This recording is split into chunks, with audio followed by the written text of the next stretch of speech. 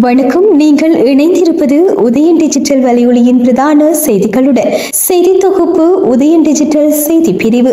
செய்திகளுடன் இணைந்திருக்கும் நான் லிஷா தரணீஸ்வரன்.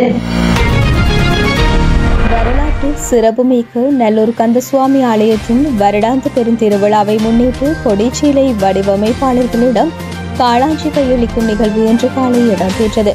வள்ளியம்மை திருக்கல்யாண படிப்புடன் பந்தற்கால் நாட்டுதல் நடைபெற்று பாரம்பரிய முறைப்படி கொடிச்சீலை வழங்கும் மரபுடையவர்களுக்கான காளாஞ்சி மாட்டு வண்டில் மூலம் நல்லூரிலிருந்து கல்வியங்காட்டுக்கு எடுத்து செல்லப்பட்டு கலாச்சார முறைப்படி பெருந்திருவிழாவுக்கான பத்திரிகையும் காளாஞ்சியும் கையளிக்கப்பட்டன.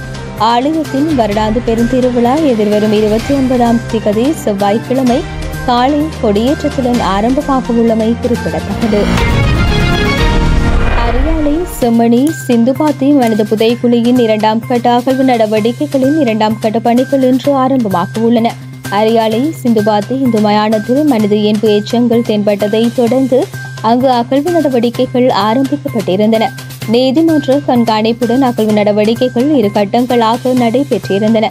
இந்த அகழ்வு நடவடிக்கைகள் நீதிவான் ஏ ஆனந்தராஜாவின் கண்காணிப்பில் துறைசார் நிபுணரும் பேராசிரியருமான ராஜ சோமதேவாவின் தலைமையில் நடைபெற்று வருகின்றன. அகழ்வு நடவடிக்கைகளின் போது சட்ட மருத்துவ அதிகாரி பிரணவன் செல்லையா தலைமையிலான குழுவினரும் காணாமல் ஆக்கப்பட்டோர் ஆணைக்குழுவினர் சட்டத்தரணி பூரணி மரியநாயகம், காணாமல் ஆக்கப்பட்டவர்களின் உறவினர்கள் சார்பில் சட்டத்தரணி வி.கே. நிரஞ்சன் ஆகியோரும் பிரசன்னமாகி வருகின்றனர். இதுவரை நடந்த அகழ்வு நடவடிக்கைகளில் 65 என்பு தொகுதிகள் அடையாளம் காணப்பட்டுள்ளன. அவற்றில் பெண்கள் மற்றும் குழந்தைகளின் என்பு கூடுகளும் அடையாளப்படுத்தப்பட்டுள்ளன. சிந்துபாத்தி மனித புதைக்குழி தொடர்பாக இறுதியாக நடந்த நீதிமன்ற வழக்கில் இதுவரை அகழ்வு நடவடிக்கைகளில் மீட்கப்பட்ட என்பு கூடுகளின் பகுப்பாய்வு அறிக்கை சமர்ப்பிக்கப்பட்டிருந்தது. அகழ்வு நடவடிக்கைகளை முன்னெடுத்து வரும் பேராசிரியர் ராஜ சோமதேவா தனது அறிக்கையில் குற்றச்செயல்கள் இடம்பெற்றிருப்பதற்கான வாய்ப்புகள் உள்ளன, மனித உரிமை மீறல்கள் நடந்திருப்பதற்கான சாத்தியங்கள் அதிகம் உள்ளன என்று குறிப்பிட்டிருந்தார். அங்கு மீட்கப்பட்டிருந்த என்பு கூட்டு தொகுதி ஒன்று 4 அல்லது 5 வயதுடைய பெண் பிள்ளையினது என்றும் அவர் தெரிவித்திருந்தார். இந்த நிலையில் செம்மணி சிந்துபாத்தி மயான மனித புதைக்குழியின் 2ஆம் கட்ட அகழ்வு நடவடிக்கையின் 2ஆம் கட்ட பணிகள் இன்று ஆரம்பமாக உள்ளன. யாழ்ப்பாணத்தில் காற்பந்து விளையாடிக் கொண்டிருந்த போது இளைஞன் மீது கோல் கம்பம் சரிந்து விழுந்ததில் படுகாயமடைந்த இளைஞன் சிகிச்சை பலனின்றி உயிரிழந்துள்ளார். நாவாந்துறை பகுதியைச் சேர்ந்த 29 வயதான யுவராஜ் செபஸ்தியான் பிள்ளை எனும் இளைஞனே இவ்வாறு உயிரிழந்துள்ளார். நாவாந்துறை சென்ட் மேரிஸ் விளையாட்டுக் கழக மைதானத்தில் நேற்று சக வீரர்களுடன் காற்பந்து விளையாடிக் கொண்டிருந்த வேளை கோல் காப்பாளரான இளைஞன் மீது கம்பம் சரிந்து வீழ்ந்துள்ளது. அதில் படுகாயமடைந்த இளைஞனை மைதானத்தில் நின்றவர்களால் மீட்டு ஜாழ் போதனா மருத்துவமனையில் சேர்க்கப்பட்ட நிலையில் உயிரிழந்துள்ளார். சம்பவம் தொடர்பில் மேலதிக விசாரணைகளை யாழ்ப்பாண போலீசார் முன்னெடுத்துள்ளனர். வட்டக்கோட்டை மூளாய் பிரதேசத்தில் நேற்று 2 குழுக்களுக்கு இடையே மோதல் ஏற்பட்டிருந்த நிலையில் நிலைமையை கட்டுப்படுத்த போலீசார் எச்சரிக்கை துப்பாக்கி சூடு நடாத்தியதுடன் 3 கைது செய்துள்ளனர். நேற்று முன்தினம் 2 நபர்களுக்கு இடையே மோதல் சம்பவம் நடந்த நிலையில் இந்த பிரச்சினை போலீஸ் நிலையம் வரை சென்றிருந்தது. இந்த பிரச்சினையின் தொடர்ச்சியாக நேற்று 2 நபர்களின் ஊரவர்கள் இணைந்து ஒருவருக்கொருவர் மோதிக் கொண்டுள்ளனர். இதன்போது ஒரு மோட்டார் சைக்கிள் தீயிட்டு எரிக்கப்பட்டதுடன் இன்னொரு மோட்டார் சைக்கிள் அடைத்து நொறுக்கப்பட்டிருந்தது. சம்பவ இடத்திற்கு சென்ற வட்டுக்கோட்டை போலீசார் நிலைமையை கட்டுப்படுத்த முயற்சித்த போது போலீசார் மீதும் கல்வீசி தாக்குதல் நடத்தப்பட்டுள்ளது. அதையடுத்து போலீசார் எச்சரிக்கை துப்பாக்கி சூடு நடத்தி நிலைமையை கட்டுப்பாட்டுக்குள் கொண்டு வந்தனர். இந்த சம்பவம் தொடர்பில் 3 போலீசாரால் கைது செய்யப்பட்டுள்ளனர்.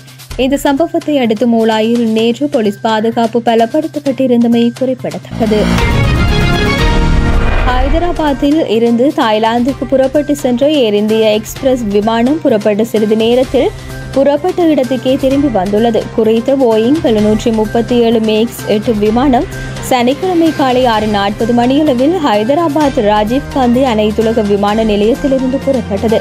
தாய்லாந்து நேரப்படி முற்பகல் 11:45 மணிக்கு புக்கெட் நகரில் குறித்த விமானம் தரையிறங்க வேண்டிய நிலையில் விண்ணை நோக்கி சென்ற விமானம் 16 நிமிடங்கள் பறந்த பின்னர் ஹைதராபாத் விமான நிலையத்திற்கே திரும்பி வந்து அவசரமாக தரையிறங்கியது.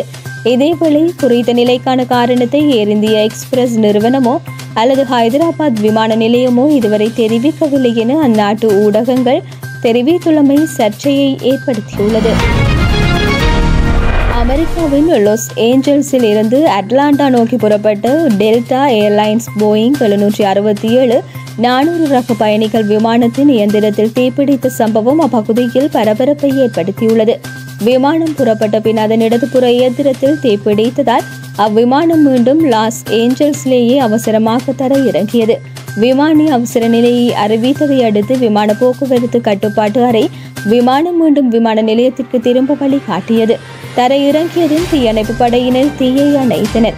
இதில் யாருக்கும் காயம் ஏற்படவில்லை. இந்த விபத்துக்கான காரணம் குறித்து விசாரணை இடம்பெற்று வருகின்ற நிலையில் இவ்வாண்டு டெல்டா விமான நிலையத்தில் இயந்திரம் தீப்பிடிப்பது இது 2வது முறையாகும். கால்பந்து விளையாட்டில் பெனால்டி இல்லாமல் அதிக கோல்கள் அடித்த வீரர் என்ற சாதனையை அர்ஜென்டினா அணியின் நட்சத்திர கால்பந்து வீரர் லியோனல் மெஸ்ஸி படைத்துள்ளார். இதன் மூலம் போர்த்துகல் அணியின் நட்சத்திர வீரரான கிறிஸ்டியானோ ரொனால்டோவின் சாதனையை மெஸ்ஸி தன்வசப்படுத்தியுள்ளார். மேஜர் லீக் கால்பந்து தொடரில் நியூயார்க் ரெட் புல்ஸ் அணிக்கு எதிராக நேற்று இடம்பெற்ற போட்டியில் லியோனல் மெஸ்ஸி தலைமையிலான இன்டர் மியாமி அணி 5-1 என்ற கோல் கணக்கில் வெற்றி பெற்றிருந்தது. இந்த போட்டியில் 60 மற்றும் 75வது நிமிடங்களில் மெஸ்ஸி கோல் அடித்திருந்தார். இதன் மூலம் லியோனல் மெஸ்ஸி பெனால்டி இல்லாமல் அதிக கோல்கள் அடித்தவர்கள் பட்டியலில் போர்த்துகல் அணியின் வீரர் கிறிஸ்டியானோ ரொனால்டோவை முந்தியுள்ளார். இந்த இரட்டை கோல்கள் மூலம் மெஸ்ஸி தனது பெனால்டி அல்லாத கோல்களின் எண்ணிக்கையை 764ஆக உயர்த்தியதுடன் இது ரொனால்டோவை விட ஒரு கோல் அதிகமாகும். மேலும் ரொனால்டோவை விட 167 போட்டிகள் குறைவாக விளையாடியுள்ள மெஸ்ஸி மைல்கல்லை எட்டியுள்ளார். இத்துடன் உதயன் டிஜிட்டல் வலையொலியின் பிரதான செய்திகள் நிறைவடைகின்றன. தொடர்ந்தும் செய்திகளை உடனுக்குடன் அறிந்து கொள்ள எமது உதயன் டிஜிட்டல் வலையொலி பக்கத்துடன் இணைந்திருங்கள். வணக்கம்.